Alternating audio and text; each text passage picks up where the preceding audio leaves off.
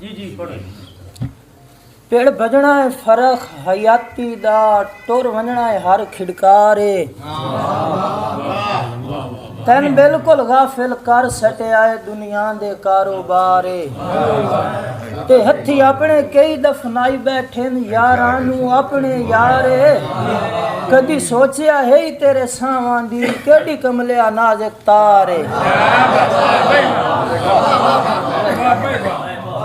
मेहरबानी बहुत शुक्रिया। और जन नार रलाया इज्जत न रहे और नार रलाए दा फायदा